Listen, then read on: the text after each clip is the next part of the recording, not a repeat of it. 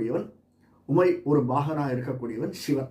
அந்த சிவன் நம்ம பூஜை பண்ணணும், அல்லது நமக்கு நம்ம ஜோசியர்கிட்ட போகிறோம், அல்லது வேற யார்ட்டையா போகிறோம், நமக்கே நம்முடைய ஜன்ம நட்சத்திரம் இது பர்த் ஸ்டார் அன்றைக்கி போய் கோயிலுக்கு வந்து எனக்கு இன்றைக்கி வந்து முருகனை பிடிக்கும், அபிஷேகம் பண்ணணும், நம்முடைய ஸ்தோத்திரம் பண்ணணும்னு போனோம்னா எதை வாங்கிட்டு போய் கொடுக்கலாம்? ஜாதி மல்லிப்பூவை சேர்த்து கொண்டு போய் கொடுக்கலாம்.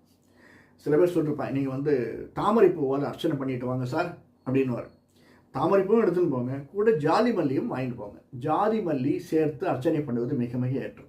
வீட்டிலேயே முக்கியமாக செய்யக்கூடியது ரிஷபராசிக்காரர்கள், அதில் மிருகசீரிஷ நட்சத்திரக்கால் 1ஆம் 2ஆம் பாதம் மெயினாக இந்த பிரதோஷ காலங்களில் நம்ம கோயிலுக்கு போய் வணங்குவது. ஏன்னா நமக்கு பிடித்த தெய்வம், நமக்கு ஈடுபாடு உள்ள தெய்வம் சிவன். அந்த சிவனை வணங்கும் போது ஜாதி மல்லிப்பூவை வாங்கி போய் கொடுக்கறது மிக மிக ஏற்றது. இது 2வது.